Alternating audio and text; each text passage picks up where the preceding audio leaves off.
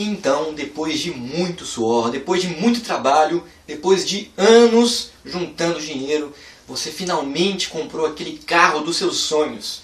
Aquele carro que há tanto tempo você estava querendo comprar, e agora que você comprou ele, ele é o seu xodó. Você não consegue parar de pensar nele. Você só pensa nele o dia todo. Você só fica torcendo para a próxima vez que você vai andar de carro. E aí você está tão empolgado com aquele seu novo carro, que você chama seu melhor amigo para mostrar o seu carro novo que está na garagem. E eis que quando o seu amigo dá de cara com o seu carro, ele diz: nossa, velho, mas você comprou esse carro? Esse carro é ruim pra caralho! Não, velho, e ele é feio, feio demais, velho. Além de ser feio, anda mal, bebe muita gasolina, sem contar manutenção, que é caro demais, cara. Cara, sério, eu nunca vi um carro pior no universo do que esse carro. Esse carro é muito ruim!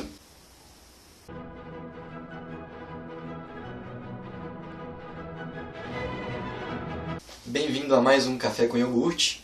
Hoje eu queria falar sobre um argumento que eu tenho escutado muitas vezes em vários tipos de debate diferentes. É um argumento usado mais por pessoas que estão debatendo alguma coisa. O argumento é o seguinte: eu respeito pessoas, mas ideias não. É basicamente esse o argumento. Eu vou dar dois exemplos para ficar bem claro. Dois exemplos que eu já ouvi. Não, veja bem, eu não estou criticando a pessoa ou esse grupo de pessoas. Eu só estou criticando o comportamento dessas pessoas.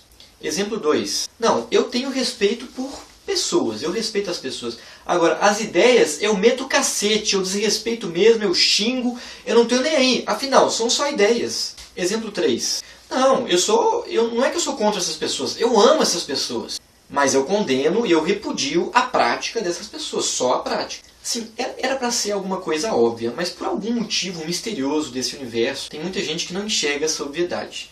Qual que é a obviedade? Primeiro a gente tem que deixar claro que criticar uma pessoa é diferente de criticar um comportamento, ou criticar uma ideia, ou uma ideologia, ou uma prática. Sim, eu sei que é diferente. Uma coisa é você chegar na pessoa e xingar aquela pessoa, falar mal daquela pessoa. Isso é uma crítica a uma pessoa. Outra coisa é você criticar uma ideia. Ok, eu concordo que são coisas diferentes. Mas isso quer dizer que elas não estão relacionadas? Não! Isso não quer dizer que elas não estão relacionadas. Aliás, na maioria dos casos, quando a gente está debatendo alguma coisa, uma ideia está relacionada a alguém. Se existe uma ideia, é porque alguém teve aquela ideia. Se existe um certo comportamento, é porque alguém se comporta daquela forma. Então, quando você critica uma ideia, um comportamento ou uma prática, você pode não estar criticando a pessoa diretamente. Mas isso não quer dizer que você não está afetando a pessoa que tem essa ideia, esse comportamento ou que pratica isso. Então, essa é a coisa óbvia. Ok, você pode criticar ideias e comportamentos? Pode, mas você tem que ter em mente que quando você critica essas coisas, provavelmente, muito provavelmente, você está afetando alguém. Criticar uma pessoa ou uma ideia é diferente. Mas quando você critica uma ideia ou um comportamento, você também está afetando a pessoa que tem essa ideia. Para deixar isso mais claro, vou dar um exemplo bem exagerado aqui. Suponha que você chega para alguém e xinga a mãe dessa pessoa. Xinga muito a mãe dessa pessoa. Xinga pra caralho a mãe dessa pessoa. Você está criticando a pessoa em si? Não, você está criticando a mãe da pessoa. Mas ela vai ficar muito chateada, magoada e ofendida, não vai? Por quê? Ora, porque você está criticando a mãe, que é alguém que é muito conectado com essa pessoa. Um exemplo que eu dei no começo do vídeo também. Você acha que seu amigo vai ficar de boa com seus comentários sobre o carro? Não, ele vai ficar chateado. Ora, por que se você não está criticando a pessoa? Mas você está criticando o carro. E ele ama esse carro. Você pode estar afetando uma coisa que não é o corpo da pessoa fisicamente, mas é algo que está muito conectado com a pessoa. É óbvio, né? Tem muita gente que não enxerga isso não. E eu não estou falando só de religioso não, tá? Eu já vi muito ateu falando isso também, falando assim: ah não, eu respeito as pessoas, mas a crença das pessoas eu meto o cacete, a igreja vai tomar no né? Não é assim. Seja criticando uma ideia, uma pessoa, um comportamento, cuidado com o jeito como você fala as coisas, porque sim, você pode ofender as pessoas, magoar as pessoas. E agora eu vou falar um pouco da minha última analogia aqui, para ficar bem claro. Eu queria fazer uma analogia com bombas. Então, vamos botar no nosso contexto que ideias ou comportamentos são os alvos e que a pessoa que faz uma crítica a essa ideia ou comportamento está jogando uma bomba em cima dessa ideia ou comportamento. E agora suponha que você tenha uma certa conexão com essa ideia ou comportamento. Então, como que a gente sabe o quanto que essa bomba impacta a pessoa que tem essa ideia? Depende de dois fatores. O primeiro fator é a distância de que você está da ideia. A bomba vai cair em cima da ideia. Então, quanto mais perto você tiver dessa ideia ou comportamento, mais você vai ser afetado. Então, eu vou dar um exemplo simples aqui. Suponha que você é um ateu fervoroso e você está prestes a fazer uma crítica muito pesada a respeito de Deus.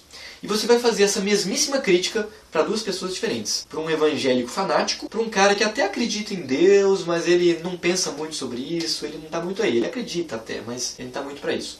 Se você fizer a mesmíssima crítica para essas duas pessoas, quem que você acha que você vai ser mais afetado por essa crítica ou essa bomba? Obviamente é a pessoa número 1, que é o evangélico fanático, né? Por quê? Porque ela está mais próximo dessa ideia, ou no caso crença, né, de crer em Deus. O cara agnóstico lá, mas não pensa a respeito, ele até vai se sentir ofendido, mas não tanto quanto o evangélico. Por quê? Porque esse cara que acredita mais ou menos em Deus, ele não está tão próximo dessa crença. Ele até tem uma conexão, mas é meio fraquinho, ele está mais longe dessa crença. Bom, e o fator número 2, obviamente, é o tamanho da crítica que você vai fazer, né? Quanto mais pesada for sua crítica, mais você vai afetar a pessoa que está conectada a essa crítica. Ou seja, quanto maior a bomba, mais dano você vai causar. Isso é óbvio, né? Então, se você faz uma crítica ao comportamento de uma pessoa, mas faz de forma amigável, do tipo, olha, você está se comportando dessa maneira, eu acho que você deveria mudar, seria algo interessante, acho que isso está te atrapalhando. Isso é uma coisa, você jogou uma bombinha, como se fosse uma bombinha estalo. Você jogou um estalo na pessoa para dar uma acordada, mas o dano não vai ser tão grande. Agora, se você chegar nessa pessoa e descer o cacete na pessoa, olha, seu comportamento é fudido, e xingar a pessoa, isso vai ter um dano muito maior, porque a bomba que você mandou é muito maior. Será que eu consegui deixar a coisa óbvia? Bom, e para finalizar eu queria deixar uma reflexão no ar. É uma historinha que eu vou contar. Suponha que você gosta muito de sorvete de chocolate, muito mesmo. Todo dia quando você sai do trabalho, você vai lá no Resiste e compra uma casquinha de chocolate. Você sempre tem uma caixa, um pote de sorvete de chocolate na sua casa, você come depois do almoço, depois da janta. Enfim, você adora sorvete de chocolate. E então, um belo dia, surge uma entidade no país onde você vive, uma entidade muito grande, né, que já está presente em vários outros países do mundo. É uma entidade universal, é uma entidade muito influente e é uma entidade muito poderosa. E então muitas pessoas começam a seguir essa entidade, né, apoiam essa entidade e seguem tudo que ela prega. Pois bem, até aí nada demais, até o momento que, dentre várias outras coisas que essa entidade diz, ela condena a prática de se comer sorvete de chocolate. Bom, para você que adora sorvete de chocolate, você acha bem insano, mas até aí tudo bem, todo mundo tem direito de pensar o que for. Acontece que, aos poucos, ao passar dos dias e meses, você começa a perceber uma mudança na sociedade. As pessoas, quando te veem com um sorvete de chocolate na mão, comendo, te olham meio torto. Você percebe que algumas pessoas até se afastam de você na rua. Você percebe que alguns amigos param de conversar com você ou já não simpatizam tanto com você só porque você come sorvete de chocolate. Elas não assumem isso, mas você tem percebido isso ao passar dos meses. Você percebe que quando você está num restaurante e pede um sorvete de chocolate, algumas pessoas torcem o nariz. Tem até pessoas que saem do restaurante, estão com seus filhos porque tem medo que os filhos sejam influenciados, saem do restaurante ou reclamam com o gerente. O negócio fica tão feio que você começa a ler no jornal casos de pessoas que são mortas porque comem sorvete de chocolate. E você começa a ficar realmente assustado. Ao ponto de que você decide que, pelo seu bem, é melhor comer sorvete de chocolate só dentro da sua casa. Na verdade, você agora só compra sorvete de chocolate em lugares onde você sabe que o vendedor não tem nenhum problema com isso. E você sempre toma cuidado na hora de comprar para ver se não tem ninguém do seu lado que vai te olhar torto. Afinal, você tem até medo de apanhar na rua. Beleza, você está comendo em casa, triste com essa nova realidade, mas você acaba tendo que aceitar, porque a maioria das pessoas acha que comer sorvete de chocolate é um pecado. Como se não pudesse ser pior, essa entidade vai se tornando cada vez mais influente, até o ponto que ela se infiltra na política, ela tem a sua bancada própria, e em um certo dia eles propõem uma lei, e essa lei é aprovada pela maioria, já que estamos numa democracia, onde as leis são votadas pela caixa preta da política. A bancada dessa entidade tem várias pessoas lá que votam e essa lei é decretada, ela é votada e é decretada essa lei de que é proibido comer sorvete de chocolate. Existe aí uma parte da sociedade que se revolta contra isso, mas aí um desses líderes dessa entidade vai à TV e diz mais ou menos assim: olha, veja bem, nós vivemos numa democracia, essa lei foi votada, não existe nada de errado nessa votação, então as pessoas têm que aceitar essa lei.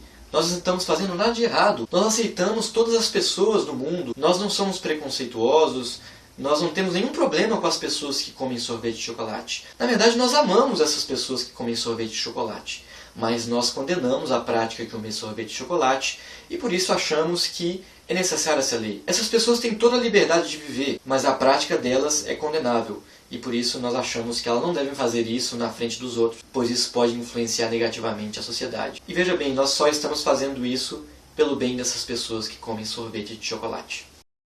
Esse cenário soaria bizarro para você, insano, seria um absurdo para você, ou você seria conivente com essa realidade? Se você respondeu que acharia um absurdo, pense um pouco na nossa sociedade atual e pense se isso aplica a alguma realidade.